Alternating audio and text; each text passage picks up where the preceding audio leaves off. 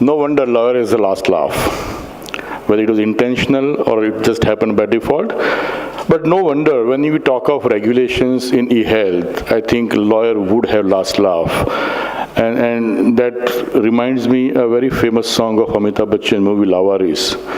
जिसका कोई नहीं उसका खुदा है यारो, मैं नहीं कहता किताबें कहती है यारो. And that is very relevant when it comes to e-health laws in India, because there is no specific law that governs e-health in India.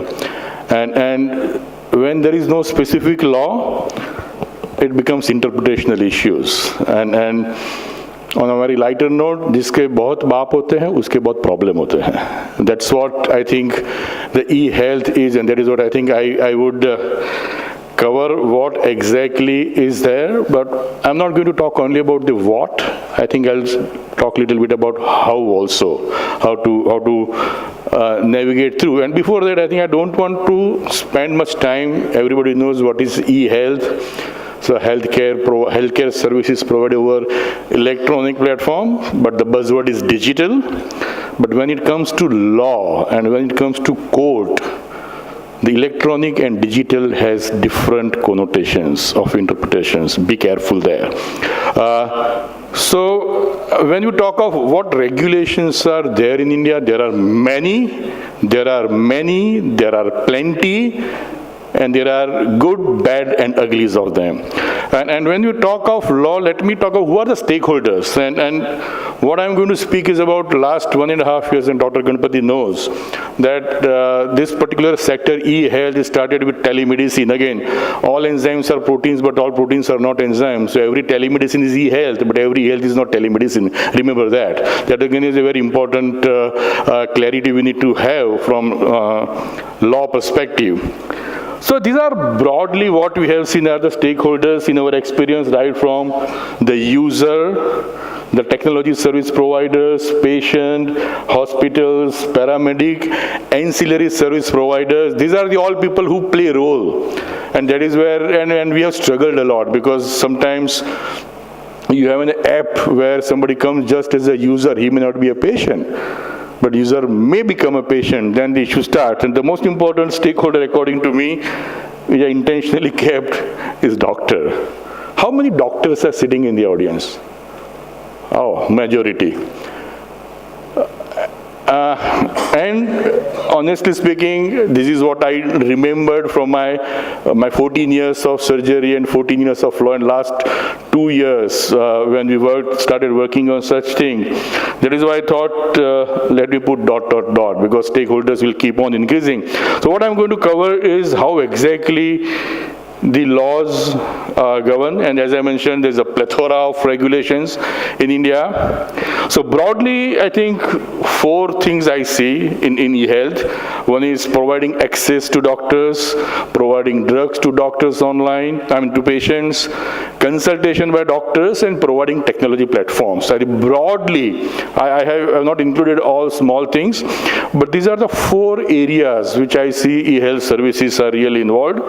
And that is where let's take of access to doctors. We have Practos, we have Portias, we have Librates, we have Zoctors, Mera Doctor, My Doctor, so many of them in India. But the biggest concern where law will come into picture would be the all access health data. And then that is where I think we discussed, and just quickly going to touch upon that data in India, the medical record is considered to be, as of today, sensitive personal information under law. And when you deal with sensitive personal, there are so many ifs and buts attached. Before I really go on to law, there is not a single law in India which will stop you practicing e-health. You just have to navigate through and comply with them. There is another very dangerous onerous act called Clinical Establishment Act, enacted by few states, that the doctor who is providing, doctor includes hospitals also, those hospitals who have a subsidiary doing telemedicine service or health services, so it becomes a company law issue, becomes an entity, becomes a setup, then Clinical Establishment Act becomes a relevant thing. Recently we really banged our heads because GST also has come into picture, where technology service providers fall under the establishment, whether they get GST exemption or not is a very big issue. I don't want to touch upon that. Information Technology Act and local acts which give them permission to carry out healthcare services play a role. IT Act is very relevant when it comes to data. We do not have HIPAA type of law. One law is coming up very soon. Hopefully, the talak doesn't take away much time in the parliament. Then there are some 17 odd healthcare bills somewhere sitting somewhere. I don't know where, for last many years, and that is why things keep on changing. But today we have data privacy rules under Information Technology Act, where certain specific requirements are there that we will discuss. When it comes to online drugs, again, e-prescription in e-pharmacy is a big issue. How many, of course, most of them are doctors. Most of you talk to your colleagues and have advice on telephone or WhatsApp, take this, which possibly under law, under Drugs and Cosmetic Act, pharmacy regulations, and there are various court orders like Muhammad Ishfaq and Martin, is not permitted under law. Drugs and Cosmetic Act, Rule 65.11.3 has a specific thing that drug cannot be dispensed unless registered pharmacist at a registered pharmacy sees the physical copy of the original prescription by a registered medical practitioner having his registration number on the prescription. After dispensing, puts the stamp of the date and time of dispensing. This is what law says. Like in India, sab kuch chalta hai. But when you do business, be careful of this. Consultation by doctor, most important and most neglected is Medical Council of India. I never bothered to read Code of Conduct of Medical MCI for 14 years when I was a lawyer, and I read it for the first time when I became a lawyer. Public confession from the podium. Today, doctors don't bother for the MCI code. It's a fact, I know it.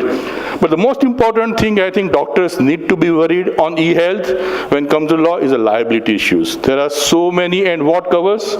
Your Medical Council Act, there are local acts of that particular area where you are practicing. Medical Council is a very big issue because today doctor registered with one state medical council cannot advise patients sitting outside that state, which is a big issue.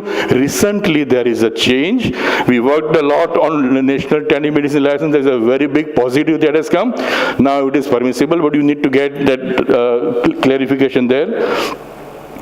Technology platforms have specific services and allied services. We have seen so many people having multiple things. The biggest, most important law, of course, there are certain requirements on OSP, which is other service provider, if you have a telecom, if you are on a mobile app.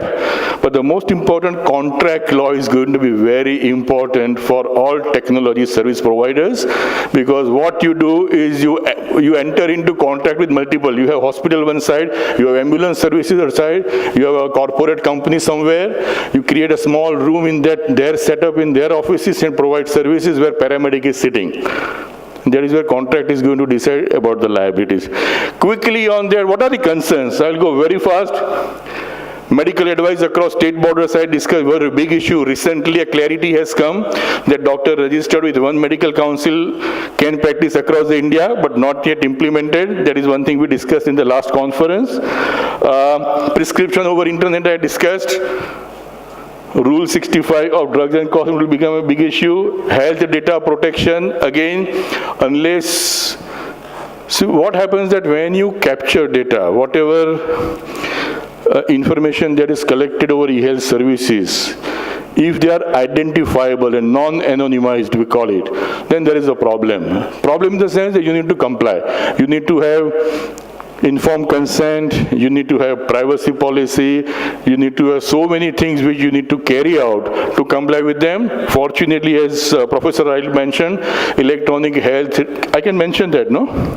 Yeah, Electronic Healthcare Data Standardization, Privacy and Confidentiality Act of India, it was 2017, but could be 2018 is coming. I am very happy to share we three were actively involved in more than 10-15 minutes.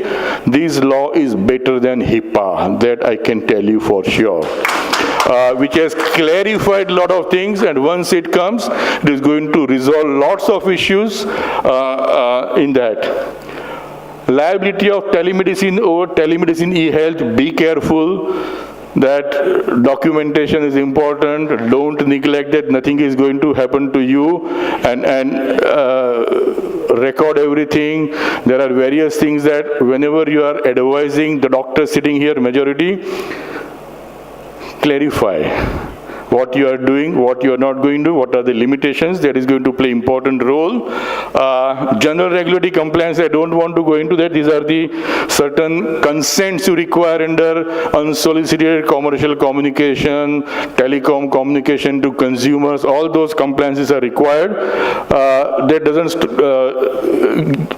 make you stop business, but just watch out. Watch out of few things. Establish patient identity, consultant identity, potential risk, consequences, and also give a disclaimer that audiovisual is not everything. There are certain limitations to that, whether it is doctor, hospital, technology service provider. This is very important. Patient must provide you a clear written instructions as to who to call in case problem happens. Take that first from the patient. Statement of satisfaction after each teleconsult. This is going to give you a significant immunity against potential liability, and of course a consent about teleconsult. Doctor, same thing. Explain him. Have number of the person who should there. Most important, doctor must clarify that there are certain limitations and it is not adequate sometimes. And the last and most important thing is, doctor has a right to be selective. There are various case laws. There is a Bolam test, there is Muhammad Ishfaq, there is Jacob Matthews. So many case laws in India which are favoring doctors, which broadly says that if your negligence is just out of sheer intentional thing, there's a mens rea. But if you have taken other person's consultation or opinion, you are possibly kind of immune against that. And this is what I think, I'll just end with things. What I'm going to see is a huge convergence of IoT and AI and healthcare, and this is going to bring lots and lots and lots of issues. And that's why, I love this statement that using digital tools to reach patient is no longer a question of if, it's a question of how, and it's a matter of now. And that is what I want to try to say, that my favorite line, I keep on speaking that at the end of every tunnel there is a light. A lot of positives have happened. Electronic HIPAA type law is coming. Most important, very soon you are going to have online prescriptions being allowed, online consultations being allowed, and lots of positive things are happening. But as I said, at the end of every tunnel there is a light. But you have to be careful that it could be of a coming vehicle. So walk carefully. And when you want to walk carefully while practicing e-health, you need to have something now. And sir, we need to have a Telemedicine Act of India which covers this. I request various forums, Dr. Ganpati and his colleagues are there. It's a high time that India has a Telemedicine Act of India which will give comfort to each and everyone. Thank you very much.